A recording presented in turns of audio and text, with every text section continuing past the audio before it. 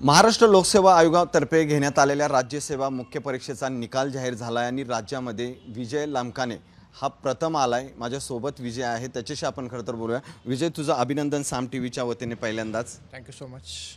पहिली प्रतिक्रिया, तू राज्यात प्रथम आलाय। ॲक्च्युली मी याआधी देखील 2023ला पण सिलेक्ट झालो होतो राज्यात 6व्या क्रमांकाने आणि त्यावेळी मला गटविकास अधिकारी पोस्ट भेटली होती, पण पहिल्यापासून एक मला उपजिल्हाधिकारी व्हायचं एक स्वप्न होतं, त्यासाठी मी हा अटेम्प्ट दिला होता। त्यामुळे सध्या तरी खूप खुश आहे। खुश आहे। खरं तर हे सगळं करताना खूप कष्ट असतं, कसं केलं होतं हे सगळं करताना सांग। म्हणजे माझ्या प्रवासाची सुरुवात 2021 पासून झाली होती। मी ॲक्च्युली पूर्णतः जे गट ब एक्झाम आहे आपली अराजपत्रित, तर मी त्यासाठी प्रिपेअर करायचो सुरुवातीला आणि त्यातून माझी STA पदी पण निवड झाली होती। त्यानंतर दुय्यम निबंधकपदी पण निवड झाली होती, पण ती मी घेतलेली नाही। आणि त्यानंतर मग जे 2 अटेम्प्ट्स वाढले 2023 आणि 24, तर तेव्हा मग मी इकडे राज्यसेवाकडे वळालो आणि त्यामध्ये फर्स्ट अटेम्प्टमध्ये मला गटविकास अधिकारीपदी निवड झाली आणि आता मग सेकंड अटेम्प्ट एक द्यायचा होता की एक मनामध्ये एक म्हणजे गिल्ट राहिलं नाही पाहिजे की म्हणजे करायलाच पाहिजे। ऑलरेडी क्लास 1 आहे मी, पण एक असं वाटायला नको की पुढं भविष्यात जाऊन की त्यावेळेस प्रयत्न केला असता तर बरं झालं असतं। त्यामुळे मग त्यासाठीच मी ही एक्झाम दिली होती।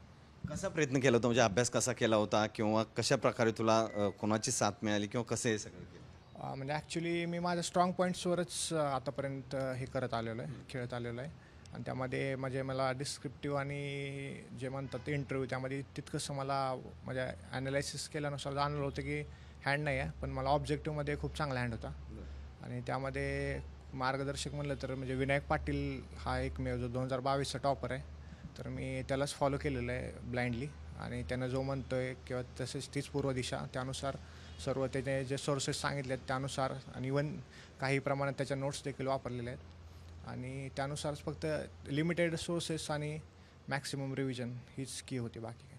खरं तर अभ्यास किती वेळ करत होता आणि कशा प्रकारे, कारण तुझं शिक्षण कुठं झालं हे सगळं जरा सांग। अभ्यास किती वेळ करत होता हे तितकंसं मॅटर करत नाही, ते आपल्या म्हणजे फिजिकल क्षमतेनुसार। तर मी 7 ते 8 तासाच्या वर कधी केलेलं नाही आणि इवन मी जास्तीत जास्त राज्यसेवेचा अभ्यास हा जॉब करत केलेला आहे STA पदी, त्यामुळे मला लिमिटेड टाईम मिळायचा आणि त्यातच मी जसा वेळेचा सदुपयोग करता येईल तसं करण्याचा प्रयत्न केला। शिक्षण कुठं झालंय तुझं सगळं, हे सगळं जरा सांगशील?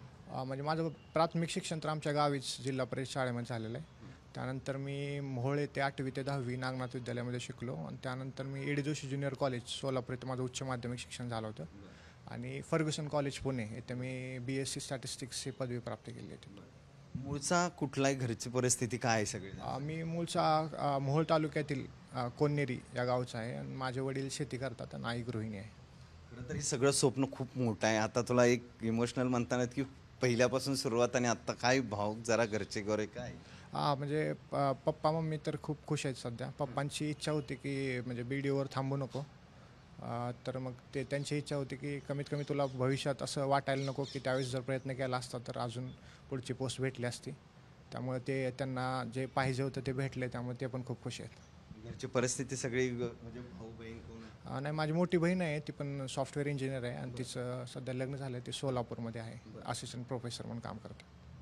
हे सगळं करताना खरं तर अनेक विद्यार्थी सध्या पुण्यात MPSCचं त्यांना काय सांगशील? कारण MPSC थ्रू तू करत आलाय, किती वर्षात सगळं हे झालंय, कारण यात बराचसा वेळ जातो असंही बोललं जातं। MPSCमध्ये म्हणजे अगोदरच ॲनालिसिस केलं पाहिजे, म्हणजे आता जे ग्रॅज्युएशन किंवा उच्च माध्यमिकला आहेत त्यांनी, कारण आतापर्यंत कसं ऑब्जेक्टिव्हचा पॅटर्न होता, त्यामध्ये म्हणजे प्रोसेस शॉर्टमध्ये होती त्या ॲज कम्पेअर्ड टू डिस्क्रिप्टिव्ह, पण आता इथून पुढे 2025ला डिस्क्रिप्टिव्ह एक्झाम होणार आहे आणि त्यामध्ये वेळ जाणार आहे आणि एक्झाम खूप मोठी आहे, सिलेबस। तर मला वाटतं की प्रत्येकाने एक सगळं सारासार विचार केला पाहिजे की आपली घरची परिस्थिती किंवा मग आपण किती टाईम देऊ शकतो, तसंच एक मेंटल स्टिफनेस पण खूप मॅटर करते या गोष्टीमध्ये, की म्हणजे तुम्ही किती टाईम देणार आहात किंवा काही जण जॉब करतात, तर मग यांनी या सगळ्या गोष्टींचा विचार करून यायला पाहिजे। अशक्य काहीच नाही, फक्त ते आपल्या मेंटॅलिटीवर डिपेंड करतं, म्हणजे आपण किती स्ट्रॉंग आहात त्यावर। खरं तर हे सगळं करताना घरची परिस्थिती आणि घरचा बॅकअप खूप महत्त्वाचा असतो। तू घरची परिस्थिती सांगली की वडील शेती करतात, तुला सगळं हे करताना काय एक वेगळा अनुभव की बाबा ह्या सगळ्यांमुळे मी इथपर्यंत आत्ता? म्हणजे माझ्या पप्पा मम्मींचं खूप मला हे म्हणजे सपोर्ट भेटलेला आहे. म्हणजे मी जिथे जिथे शिक्षणाला गेलो आजपर्यंत, इवन आत्ता देखील ते मी STI होतो तर ते माझ्यासाठी गावाकडून पुण्यामध्ये शिफ्ट झाले, कारण मला ट्रॅव्हलिंगमध्ये खूप असिस्ट व्हावा. आणि मी जिथे सोलापूर असेल किंवा मोहोळ जिथे जिथे मी शिकलो तिथं ते माझ्याबरोबर राहिलेले. त्यांनी शेती सोडून म्हणजे अपडाऊन केलेलं आहे माझ्यासाठी. त्यामुळे त्यांचा त्याग आज एक वर्थ झाला असं म्हणू शकतो. नक्कीच आईवडिलांचा मोठा त्याग या यशामागे होता असं सगळं विजयनी सांगितलंय. MPSCमध्ये राज्यात तो प्रथम आलाय. त्याचं साम TVच्या वतीने हे अभिनंदन. पुढील कार्यकाळात शुभेच्छा. कॅमेरामन आदर्श कटकेसह सचिन जाधव, साम TV न्यूज, पुणे.